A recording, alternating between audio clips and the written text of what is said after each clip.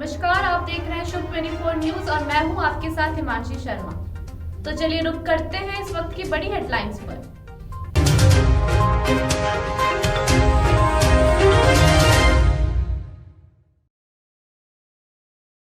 National highway 27 पर tractor trolley और trailer में जबरदस्त भिड़ंत, 4 बारातियों की मौत, 15 घायल। खनन क्षेत्र में नहाने गए 4 पाक विस्थापित बच्चों की डूबने से मौत, 17 घंटे से थे गुमशुदा, सीएम और राज्यपाल ने जताया शोक। संस्कृत शिक्षकों के लिए अच्छी खबर, आरपीएससी ने निकाली फर्स्ट ग्रेड वैकेंसी, 14 जून तक कर सकते हैं आवेदन। और गर्मी से मिली स्कूली बच्चों को निजात, प्रदेश के सभी सरकारी एवं निजी स्कूलों में 11 मई से ग्रीष्मकालीन अवकाश। और अब खबरें विस्तार से। 12 में नेशनल हाईवे 27 पर ट्रेलर ने बारातियों से भरी ट्रैक्टर ट्रॉली को टक्कर मार दी। इस भीषण सड़क हादसे में 4 लोगों की मौत हो गई, जबकि 15 लोग घायल हो गए। घायलों को इलाज के लिए 12 अस्पताल में भर्ती कराया गया है, जिनमें से कुछ की हालत गंभीर बनी हुई है। 2 गंभीर घायलों को कोटा रेफर किया गया है। टक्कर इतनी जबरदस्त थी कि ट्रैक्टर ट्रॉली में बैठे लोग उछलकर दूर जा गिरे। कुछ लोग तो ट्रेलर के साथ 50 फीट दूर तक घिसटते चले गए। हादसे के बाद सड़क पर चारों तरफ खून से लथपथ घायल लोग नजर आए। नेशनल हाईवे 27 पर अंडर कंस्ट्रक्शन जैन तीर्थ के सामने ये भीषण सड़क हादसा हुआ। हादसे में मृतक और घायल लोग बटावदा गांव में शादी समारोह में भाग लेकर अंता थाना क्षेत्र के हनुवत खेड़ा लौट रहे थे। ट्रॉली में करीब 24 महिलाएं, छोटे बच्चे और पुरुष बैठे थे। रास्ते में डीजल लेने के लिए ट्रैक्टर ड्राइवर ने जैन तीर्थ के पास कट से ट्रैक्टर को पेट्रोल पंप की तरफ मोड़ दिया। इस दौरान पीछे से आए तेज रफ्तार ट्रेलर ने ट्रैक्टर को टक्कर मार दी। हादसे के बाद आसपास के लोग दौड़कर घटनास्थल पर पहुंचे और घायलों को साइड में किया। हादसे की सूचना पर 3 एम्बुलेंस मौके पर पहुंची और घायलों को 12 जिला अस्पताल पहुंचाया, जहां 3 महिलाओं और 1 पुरुष को डॉक्टर्स ने मृत घोषित कर दिया। हादसे में घायल 15 लोगों का जिला अस्पताल में इलाज चल रहा है, जिनमें से कुछ की हालत गंभीर बनी हुई है। कुछ अन्य घायलों को हल्की चोटें आने पर प्राथमिक इलाज दिया गया। घायलों में छोटे बच्चों से लेकर महिलाएं और पुरुष तक शामिल हैं। जोधपुर के कालीबेरी खनन क्षेत्र में सोमवार को भरे पानी में नहाने के लिए उतरे 4 बच्चों की डूबने से मौत हो गई। पुलिस ने चारों के शवों को मंगलवार को निकालकर मथुरा दास माथुर अस्पताल की मोर्चरी भेजा, जहां पोस्टमार्टम के बाद परिजनों को शव सौंप दिया। जानकारी के अनुसार कालीबेरी चौपड़ के पास स्थित भील बस्ती में रहने वाले गोविंद भील और रमेश भील के पुत्र सोमवार दोपहर घर से निकले थे। देर शाम तक उनके वापस घर नहीं लौटने पर उनकी तलाश शुरू हुई, लेकिन बच्चे कहीं नहीं मिले। मंगलवार सुबह सूचना मिली कि खनन क्षेत्र में भरे पानी में कुछ बच्चों के कपड़े पड़े हैं और एक शॉल भी नजर आ रहा है, जिसके बाद सुरसागर थाना पुलिस मौके पर पहुंची और परिजनों को सूचित किया। इसके बाद गोताखोरों और स्थानीय लोगों की मदद से शवों को बाहर निकाला गया। बच्चों की उम्र 8 से 12 वर्ष के बीच की है। फिलहाल पुलिस मामले की जांच कर रही है। इस घटना पर राज्यपाल कलराज मिश्र और सीएम अशोक गहलोत ने संवेदना जताई है। राजधानी के सदर थाना इलाके में मंगलवार सुबह एक मंदिर परिसर के अंदर एक युवक की खून से सनी हुई लाश मिली है, जबकि एक अन्य युवक लहूलुहान अवस्था में घायल पड़ा हुआ मिला है। मामले की सूचना मिलने पर पुलिस मौके पर पहुंची और घायल युवक को इलाज के लिए एसएमएस अस्पताल भिजवाया। वहीं मृतक के शव को अपने कब्जे में लेकर एफएसएल टीम को घटनास्थल पर बुलाया। थाना अधिकारी पृथ्वीपाल सिंह ने बताया कि 14 नंबर डिस्पेंसरी के पास स्थित नंदेश्वर महादेव मंदिर परिसर में एक युवक की लाश पड़ी होने और एक युवक के गंभीर अवस्था में होने की सूचना मिली। सूचना मिलने पर पुलिस तुरंत मौके पर पहुंची और लाश को अपने कब्जे में लिया। मृतक की शिनाख्त बूंदी निवासी पप्पू सैनी के रूप में हुई है, जो जयपुर में रहकर मजदूरी का काम किया करता था। मृतक नशा करने का आदी था। वहीं मंदिर परिसर में ही गंभीर रूप से घायल मिले युवक का नाम मान सिंह है। मान सिंह भी नशा करने का आदी बताया जा रहा है और जिस वक्त पुलिस ने उसे इलाज के लिए अस्पताल पहुंचाया, वह नशे में धुत था।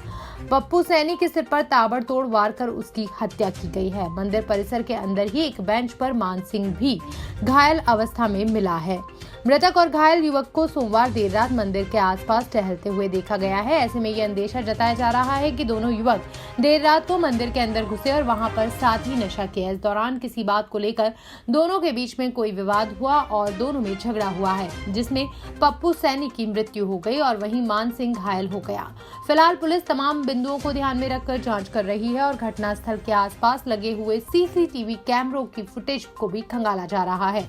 देर रात मंदिर परिसर में दोनों युवकों के साथ कोई अन्य व्यक्ति भी मौजूद था या नहीं, इसके बारे में जानकारी जुटाई जा रही है। जोधपुर में ईद पर भड़की हिंसा के बाद लगाया गया कर्फ्यू 3 थाना इलाकों से पूरी तरह से हटा लिया गया है। अब जोधपुर शहर में केवल 7 थाना इलाकों में ही कर्फ्यू रहेगा। इससे पहले कर्फ्यू की मियाद 10 मई को सुबह 7 बजे तक ही थी, लेकिन सोमवार रात को इन इलाकों में अग्रिम आदेश तक बढ़ा दिया गया है। अब शहर में अग्रिम आदेश तक कर्फ्यू केवल 7 थाना इलाकों में ही रहेगा, वो भी केवल रात्रिकालीन। इस दौरान 7 थाना इलाकों में ये कर्फ्यू शाम 7 बजे से सुबह 7 बजे तक रहेगा। सुबह 7 बजे से शाम 7 बजे तक कर्फ्यू में ढील रहेगी। जोधपुर पुलिस ने कर्फ्यू में बदलाव को लेकर बताया कि शहर के प्रताप नगर, देवनगर और उदय मंदिर थाना इलाके से कर्फ्यू को पूरी तरह से हटा दिया गया है। अब केवल 7 थाना क्षेत्र में रात्रिकालीन कर्फ्यू रहेगा। इनमें सदर कोतवाली, सदर बाजार, नागौरी गेट, खांडा फलसा, प्रताप नगर सदर, सुरसागर और सरदारपुरा पुलिस थाना इलाका शामिल है। कर्फ्यू में ढील के दौरान इन इलाकों में सभी प्रकार की दुकानें सुबह 7 से शाम 7 बजे तक ही खुली रह सकेंगी। भरतपुर में मामूली बात पर 2 समुदायों के लोग सोमवार रात को आपस में भिड़ पड़े। उसके बाद वहां जमकर पत्थर, खाली बोतलें और लाठियां चली। इससे इलाके में दहशत फैल गई। सूचना मिलने पर भारी पुलिस बल ने मौके पर पहुंचकर हालात को संभाला। उपद्रव में 3 लोग घायल हो गए। पुलिस ने 15 उपद्रवियों को हिरासत में लिया है। उपद्रव के दौरान कई वाहन क्षतिग्रस्त कर दिए गए। फिलहाल यहां तनावपूर्ण शांति बनी हुई है। मौके पर बड़ी संख्या में पुलिस बल को तैनात किया गया है। राजस्थान लोक सेवा आयोग ने संस्कृत डिपार्टमेंट में फर्स्ट ग्रेड की वैकेंसी निकाली है, जिसके तहत संस्कृत शिक्षा विभाग में स्कूल लेक्चरर के 102 पदों पर भर्ती की जाएगी। इसके लिए 40 साल तक की उम्र के उम्मीदवार आरपीएससी की ऑफिशियल वेबसाइट rpsc.rajasthan.gov.in पर जाकर आवेदन कर सकते हैं। आवेदन की प्रक्रिया 16 मई से शुरू होगी, जो 14 जून तक चलेगी। भर्ती प्रक्रिया में उम्मीदवार सिर्फ SSO ID के माध्यम से ही आवेदन कर सकते हैं। एसीबी जयपुर नगर चतुर्थ इकाई ने मंगलवार को तुंगा थाने में ट्रैप की कार्रवाई को अंजाम दिया। एसीबी ने 10,000 रुपए की रिश्वत राशि लेते हुए तुंगा थाने के ASI छाजूलाल और दलाल दीपक सिंह को रंगे हाथों गिरफ्तार किया है। डीजी एसीबी BL सोनी ने बताया कि परिवादी ने एसीबी मुख्यालय में उपस्थित होकर जयपुर के तुंगा थाने के ASI छाजूलाल द्वारा उसके दलाल दीपक सिंह के मार्फत 20,000 रुपए की रिश्वत राशि मांगकर परेशान करने की शिकायत दी। शिकायत मिलने के बाद एसीबी टीम ने शुक्रवार को सत्यापन किया और उसके बाद ट्रैप की कार्रवाई को अंजाम दिया गया। BL सोनी ने बताया कि टीम ने 10,000 रुपए की राशि दलाल के मार्फत लेते हुए छाजूलाल और दलाल दीपक सिंह को गिरफ्तार कर लिया। दोनों आरोपियों को गिरफ्तार करने के बाद एसीबी मुख्यालय लाया गया है, जहां पर उनसे प्रकरण को लेकर पूछताछ की जा रही है। गौरतलब है कि परिवादी के विरुद्ध तुंगा थाने में एक मुकदमा दर्ज है और उसी मुकदमे में परिवादी की मदद करने के एवज में छाजूलाल ने दलाल दीपक सिंह के मार्फत रिश्वत की मांग की थी। एसीबी की जांच में ये बात सामने आई है कि जब छाजूलाल ने परिवादी को धारा 151 में गिरफ्तार किया था, उस समय तलाशी में परिवादी के पास मिले 10,000 रुपए उससे पहले ही रिश्वत के रूप में वसूल कर अपने पास रख लिए। वहीं शेष 10,000 रुपए की रिश्वत लेते हुए छाजूलाल और दलाल दीपक सिंह को दबोच लिया गया। आरोपियों को गिरफ्तार करने के बाद उनके आवास और कार्यालय पर सर्च की कार्रवाई को अंजाम दिया जा रहा है। साथ ही आरोपियों के खिलाफ भ्रष्टाचार निवारण अधिनियम के अंतर्गत प्रकरण दर्ज कर अग्रिम अनुसंधान शुरू कर दिया गया है।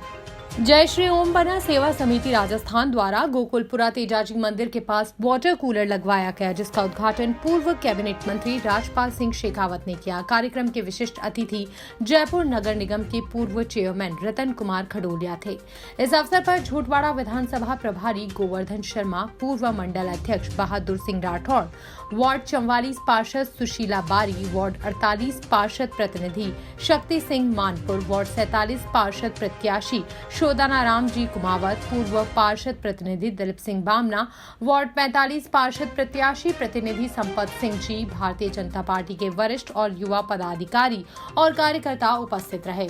भीषण गर्मी में पक्षियों को भी शीतल जल मिल सके, इसी उद्देश्य से पेड़ों पर परिंदे भी बांधे गए। इस कार्य की क्षेत्रवासियों ने भी सराहना की। राजस्थान में मई महीने में भीषण गर्मी ने सारे रिकॉर्ड तोड़ दिए हैं। तेज धूप और लू के थपेड़ों ने जहां आम आदमी को बेहाल कर दिया है, वहीं शिक्षा विभाग ने लगातार बढ़ती गर्मी के बाद स्कूलों में गर्मी की छुट्टियों के समय को भी बदल दिया है। ऐसे में अब 17 मई से शुरू होने वाली गर्मी की छुट्टियां 7 दिन पहले 11 मई से ही शुरू हो जाएंगी। सोमवार रात माध्यमिक शिक्षा बोर्ड के निदेशक गौरव अग्रवाल ने इसके आदेश जारी किए। शिक्षा विभाग के आदेश के अनुसार बुधवार 11 मई से प्रदेश के सभी सरकारी और निजी स्कूलों में सत्र के अंत तक अवकाश रहेगा। हालांकि शिक्षकों को अवकाश नहीं दिया गया है। इस दौरान शिक्षक परीक्षा परिणाम तैयार करने के साथ ही आगामी सत्र के लिए तैयारी का काम संभालेंगे। वहीं जिन कक्षाओं की वार्षिक परीक्षाएं चल रही हैं, वे पहले की तरह ही यथावत जारी रहेंगी। गौरतलब है कि राजस्थान में तेज गर्म हवाएं चलने से पारा 45 डिग्री सेल्सियस को पार कर गया है। मौसम वैज्ञानिकों के अनुसार गर्मी का कहर आने वाले दिनों में भी जारी रहेगा, जिससे प्रदेश के तापमान में 2 से 3 डिग्री सेल्सियस की बढ़ोतरी हो सकती है। ऐसे में शिक्षा विभाग के आदेश से छोटे बच्चों को राहत मिलेगी। राजस्थान में पड़ रही रिकॉर्ड तोड़ गर्मी ने आम जन का जीना मुहाल कर दिया है। सोमवार को प्रदेश भर में बांसवाड़ा सबसे गर्म शहर रहा। बांसवाड़ा में पारा जहां 47 डिग्री को पार कर गया, वहीं कई जिलों में ये 45 डिग्री तक पहुंच गया। मौसम विभाग ने मंगलवार को राजस्थान के 13 जिलों में हीट वेव और 3 जिलों में सीवियर हीट वेव चलने की चेतावनी दी है। मौसम विभाग ने मंगलवार के लिए 13 जिलों में येलो अलर्ट और 3 में ऑरेंज अलर्ट जारी किया है। मौसम विभाग के मुताबिक राजस्थान के लोगों को फिलहाल गर्मी से राहत मिलना मुश्किल है। अभी कुछ दिन और लू के थपेड़े सहने पड़ेंगे। वहीं भीषण गर्मी से प्रदेश झुलसने लगा है। प्रदेश के अधिकांश हिस्सों में रिकॉर्ड तापमान दर्ज किया जा रहा है। आलम ये है कि बांसवाड़ा में पारा 48 डिग्री के आसपास पहुंच गया है। हर दिन के साथ सूर्यदेव के तेवर तल्ख होते जा रहे हैं। सोमवार को दक्षिण राजस्थान का बांसवाड़ा जिला प्रदेश भर में सबसे गर्म क्षेत्र रहा।